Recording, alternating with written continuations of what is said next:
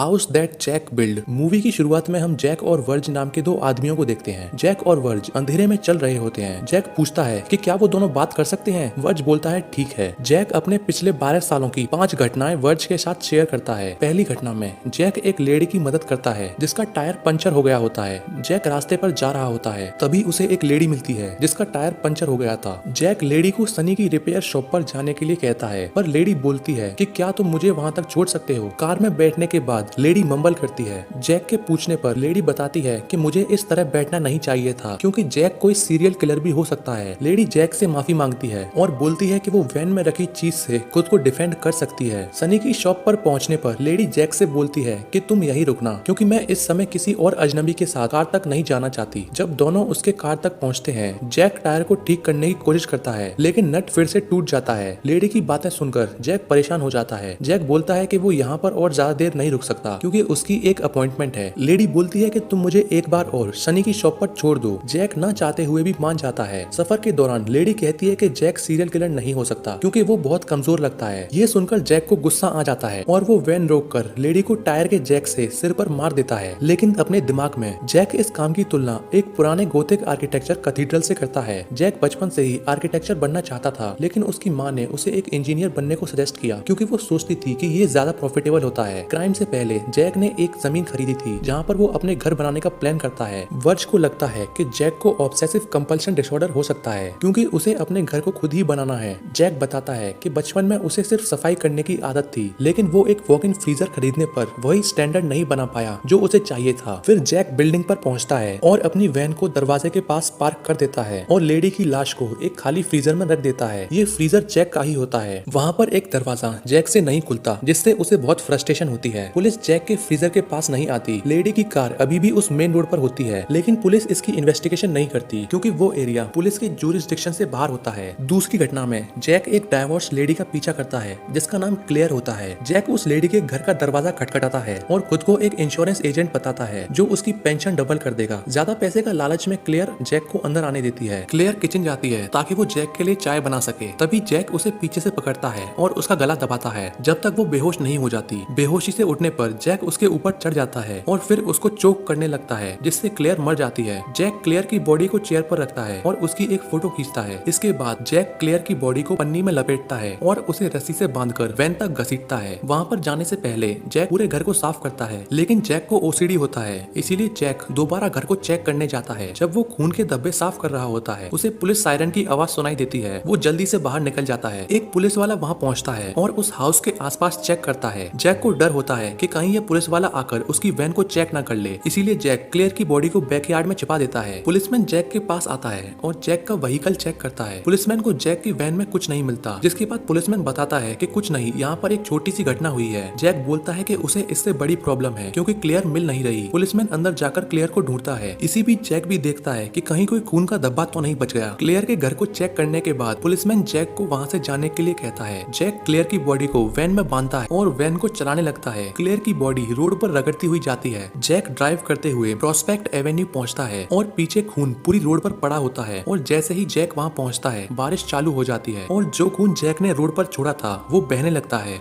Jack समझता है कि ये रेन एक साइन है कि कोई हायर पावर उसे प्रोटेक्ट कर रही है। ये तो क्लियर है कि जैक साइकोपैथ है। उसने सोसाइटी में रहने की कोशिश की है पर वो नहीं ढाल पाया और अब वो अपने इमोशंस को फेक करना सीख गया है। वो अपने इमोशंस को बदलने के लिए लोगों की पिक्चर का यूज करता है। इसीलिए उस समय जैक ने क्लेयर को मारने के बाद उसकी फोटो खींची थी। वर्ज पूछता है कि क्या तुम डिसअपॉइंटेड थे जब सड़क से खून बह गया। जैक बोलता है कि वो खुश था क्योंकि अब उसे लगने लगा है कि उसे उन बुरी चीजों के लिए सजा भी नहीं मिलेगी। इसके बाद हम एक फ्लैशबैक देखते हैं। बचपन में जैक को फार्मर्स को घास काटते हुए देखना बहुत अच्छा लगता था। जैक को लगता था कि घास ने अपनी पूरी जिंदगी जी ली है इसीलिए अब उसे काटा जा रहा है। जैक एक डक के बच्चे को नदी से निकालता है पर वो उसे वापस छोड़ने से पहले उसके एक पैर को काट देता है। इसके बाद हम वापस जैक को देखते हैं। जैक को अपना अगला शिकार मिल गया होता है। जैक उसका भी गला दबाकर उसे मार देता है। अब जैसे जैसे जैक मर्डर कर रहा होता है उसका ओसीडी कम हो रहा होता है और अब वो थोड़ा बहुत रिस्क लेने लगता है। जब जैक को फोटो खींचने के बाद सेटिस्फेक्शन सेटिस्फेक्शन नहीं मिलता है तो वो लेडी की बॉडी को वापस अपार्टमेंट में रख देता है। वापस जाते वक्त जैक को एक बूढ़ी औरत को मारने का मन करता है। जैक उसके ऊपर वैन चढ़ा देता है। इससे जैक और डेंजरस सिचुएशन में आ जाता है क्योंकि अब जैक को अपने वैन में 2 बॉडी छुपानी पड़ती है। अब वर्ज मानता है कि जैक बहुत ज्यादा लापरवाह हो रहा है क्योंकि इस तरह वो पकड़ा जाएगा। जैक बॉडी को उठाकर वुमेन के अपार्टमेंट में ले जाता है और उसकी फोटो खींचता है। जैक उसकी बॉडी को थोड़ा अलग तरह से रखता है और उसे लगता है कि ये फोटो में ह्यूमर डाल देगा। इसके बाद वो उन फोटोज को साइन करके उन्हें एक लोकल न्यूज़पेपर में भेज देता है। जैक को अभी भी मर्डर्स की कोई घटना सुनने को नहीं मिलती। इसके बाद वर्ज उससे पूछता है कि क्या कभी उसने फैमिली बनाने को सोचा। जैक बोलता है कि उसने कभी फैमिली तो नहीं बनाई पर उसे इस फैमिली के कॉन्सेप्ट से अपना एक ग्रेटर वर्क याद आ रहा है। तीसरी घटना में जैक एक सिंगल मदर और उसके 2 बेटे ग्रम्पी और जॉर्ज को एक जंगल ट्रिप पर लाया होता है। जैक जॉर्ज को बंदूक दिखाता है पर वो उसे बोलता है कि इससे शिकार नहीं करेंगे क्योंकि उसे शिकार पसंद नहीं है। जब मदर पिकनिक की तैयारी कर रही होती है तब जैक जॉर्ज को एक टावर पर ले जाता है और उसे दिखाता है कि बंदूक से कैसे निशाना लगाया जाता है। जैक मदर और उन दोनों बच्चों का कंपैरिजन हिरन और उसके 2 बच्चे से करता है। वो जॉर्ज को बताता है कि शिकारी अक्सर सबसे छोटे बच्चे को अपना पहला निशाना बनाते हैं क्योंकि बड़े बच्चे उसके बिना भी जिंदा रह सकते हैं। अगर शिकारी मदर को मारने में सफल नहीं होते जब वो उसे गोली मारते हैं तो बच्चों की जिंदगी पर असर होता है। सबसे छोटे बच्चे के बाद शिकारी बड़े बच्चे को निशाना बनाते हैं और सबसे लास्ट में वो मदर को मारते हैं। इसके बाद जैक हंटिंग चालू कर देता है। वो सबसे पहले ग्रम्पी के पैर में गोली मारता है। उसकी मदर उसके पास भागते हुए जाती है और दुख से चिल्लाने लगती है। जॉर्ज पीछे छिपा होता है। जैक उसे देख लेता है और उसे सर पर गोली मारता है। इसके बाद जैक उन दोनों लड़कों की बॉडी को पिकनिक मैट में रख देता है और मदर को फोर्स करता है अपने साथ खाना खाने के लिए। जैक मदर को उसका फेवरेट नंबर पूछता है। मदर अचानक से 12 बोलती है। इसके बाद जैक फिर से टावर के पास जाता है। इसके बाद मदर, जिसके पास अब जीने के लिए कोई वजह नहीं बची, अपने लिए जगह ढूंढने लगती है। जैक 12 तक गिनता है और उसके ऊपर निशाना लगाता है पर वो बच जाती है। जिसके बाद जैक आगे जाकर उसे मार देता है। जैसे जैसे जैक वर्ज के साथ आगे जा रहा होता है जैक की कमजोरी महसूस होती है। वर्ज बताता है कि ये तुम्हारे आसपास रखे एसिड की वजह से है, तुम्हें इससे आदत हो जाएगी। इसके बाद जैक ग्रम्पी की बॉडी को जमाने के लिए फ्रीजर में छोड़ देता है और उसके जमने के बाद उसमें वायर डाल देता है ताकि ऐसा लगे कि बॉडी हाथ मिला रही है। चौथी घटना जैकलीन नाम की एक महिला के अपार्टमेंट में होती है। जैकलीन को लगता है कि जैक डिसेबल्ड है। जैक भी जैकलीन के सामने चलने के लिए एक डंडे का इस्तेमाल करता है। जब जैक जैकलीन के पास आता है तब जैकलीन बात करने से मना कर देती है और वो बोलती है कि वो नहीं चाहती कि जैक उसे इस तरह देखे। फिर जैक दूसरे कमरे में चला जाता है और फोन करके उससे बात करता है। जैकलीन को डर है कि कहीं जैक भी ना चला जाए। जैक वादा करता है कि वो उसे अकेला नहीं छोड़ेगा। जैकलीन मुस्कुराती है। शराब पी लेने के बाद जैक जैकलीन से अकड़कर बात करता है और उसे सिंपल और बेवकूफ कहता है। जैकलीन बात को बदलने की कोशिश करती है और जैक से उसके काम के बारे में पूछती है। शराब के नशे में जैक कहता है कि वो एक सीरियल किलर है, उसने 60 लोगों को मारा है। जैकलीन पहले इस पर विश्वास नहीं करती लेकिन जब जैक उसकी छाती पर लकीरें बनाने लगता है तब उसे यकीन हो जाता है। वो बाहर भागती है और एक पुलिसमैन को बताती है कि जैक एक सीरियल किलर है, लेकिन वो पुलिसमैन उसकी बातों पर यकीन नहीं करता और बोलता है कि तुमने बहुत ज्यादा पी रखी है। तभी जैक भी वहाँ पर आ जाता है और वो बोलता है कि वो एक सीरियल किलर है। पुलिसमैन उन दोनों को बोलता है कि तुम शराब पीना बंद कर दो और यहाँ से चले जाओ। जैक जैकलीन से माफी मांगता है। जैकलीन उसे माफ कर देती है और वो दोनों अपार्टमेंट में आ जाते हैं। जैक सोफे पर बेहोश हो जाता है। जैकलीन अपने दोस्त को फोन करने की कोशिश करती है पर उसका फोन नहीं लगता क्योंकि फोन लाइन कटी हुई थी। जैकलीन बाहर निकलने की कोशिश करती है लेकिन दरवाजा अंदर से लॉक होता है और उसके पास उसकी चाबियां नहीं होती। जब वो पलट कर देखती है तो देखती है कि जैक जाग गया है और उसके पास उसकी चाबियां हैं। वो देखती है कि जैक लंगड़ा नहीं है। जैक को पूरा भरोसा होता है कि उसको कोई नहीं पकड़ सकता, इसीलिए जैक जैकलीन को मदद के लिए चिल्लाने की सलाह देता है। जैकलीन चिल्लाती है लेकिन कोई भी उसकी मदद के लिए नहीं आता। जब वो चीखना बंद करती है जैक उसको टेलीफोन कॉर्ड से बांध देता है, जिसके बाद जैक उसके बॉडी पार्ट काट देता है जहां उसने पहले लाइन बनाई थी। जैकलीन का अपार्टमेंट छोड़ने के बाद वो एक पुलिस कार की विंडशील्ड पर जैकलीन के बॉडी पार्ट को रख देता है। अभी यहाँ से जैक और वर्ज की कन्वर्सेशन शुरू होती है। वर्ज बोलता है कि जैक सिर्फ अनइंटेलिजेंट वुमेन्स को मारता है, क्या उसे ये करने से सुपीरियर फील होता है? जैक बोलता है कि ऐसा कुछ नहीं है। जैक को लगता है कि महिलाएं सहूलियत से मारी जा सकती हैं। जैक को लगता है कि वर्ज ये सब लिखकर उसके दिमाग को समझने की कोशिश कर रहा है। जैक बोलता है कि बीमारियां लिखी जाती हैं।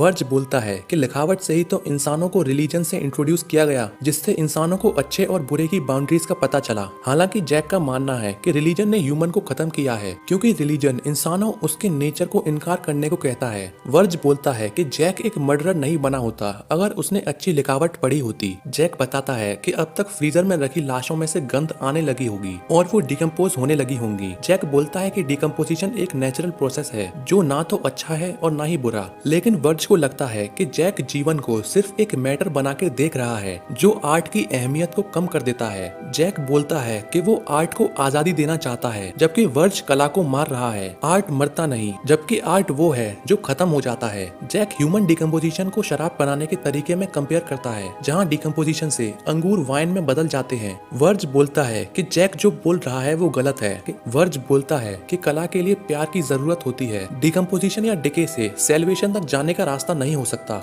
जैक जो अपने लिए घर बना रहा होता है वो उसी घर को कई बार तोड़ता है क्योंकि उसके मनपसंद का घर नहीं बन पा रहा होता। जैक कई डिजाइन तय करता है। जैक को लगता है कि मटेरियल का यूज करके वो अपने लिए घर बना सकता है, लेकिन उससे उसका मनपसंद घर नहीं बनेगा। इसके बाद जैक हिस्ट्री के कुछ लोगों के बारे में बताता है और उनके आर्ट के बारे में बताता है, जिसमें कुछ आर्ट ऐसे होते हैं जो कि बनाने के बाद ही खत्म हो गए होते हैं, तो कुछ आर्ट ऐसे होते हैं जो आज तक होते हैं। यहाँ पर वर्ज ग्लोरिफिकेशन के लिए बनाए गए आर्ट की बात करता है। जैक हमेशा सोचता था कि सीरियल किलर होने के लिए उसके पास एक ट्रॉफी होना थोड़ा अजीब है, इसीलिए उसने जैकलिन के एक बॉडी पार्ट का पर्स बना लिया होता है। जैक शॉप पर जाकर बंदूक की गोलियां खरीदता है और वहाँ पर वो पर्स को छुपाने की कोशिश भी करता है। 5वीं घटना में जैक अपने फ्रीजर में 6 लोगों को बांधकर रख देता है। जैक का प्लान होता है कि वो उन सभी को एक गोली से ही मारेगा। जैक सबको लाइन से लगाता है और बुलेट को लोड करता है। तभी लाइन में आखिरी वाला बंदा बोलता है कि तुम इस बुलेट से हम सबको नहीं मार पाओगे। जैक को रियलाइज होता है कि ये आदमी तो सही बोल रहा है, जिसके बाद जैक उसी शॉप में जाता है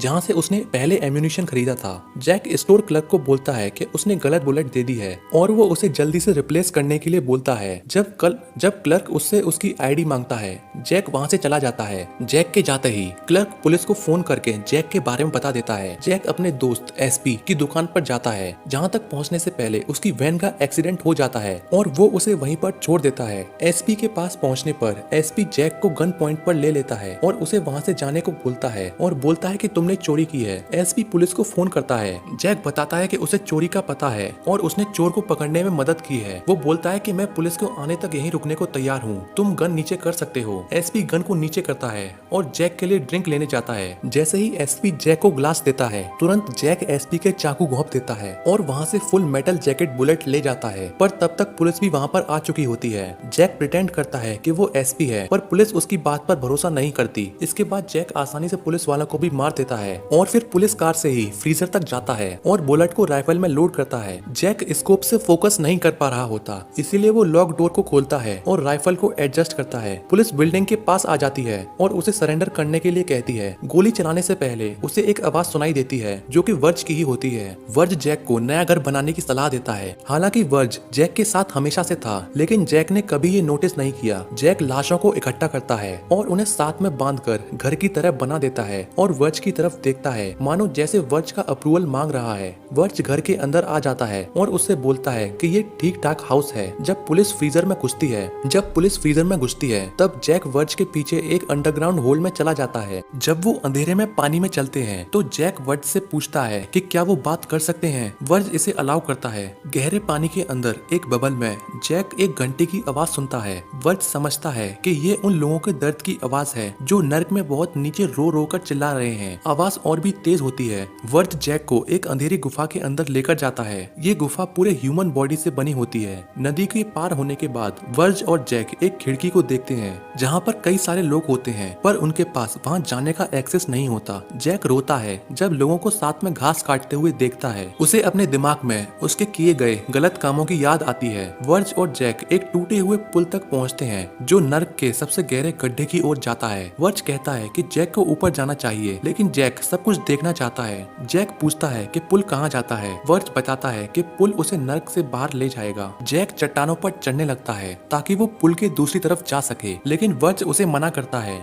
क्योंकि बहुत लोग नाकाम हुए हैं। लेकिन जैक रिस्क लेकर चट्टानों पर चढ़ने की कोशिश करता है और वो गिर जाता है नर्क के सबसे गहरे गड्ढे में। और इसी तरह ये फिल्म खत्म हो जाती है। आपको ये मूवी कैसी लगी और आपको क्या लगता है कि मूवी में जैक ने कितने खून किए हैं? कमेंट करके जरूर बताइए। मिलते हैं अगली वीडियो में, तब तक के लिए बाय बाय।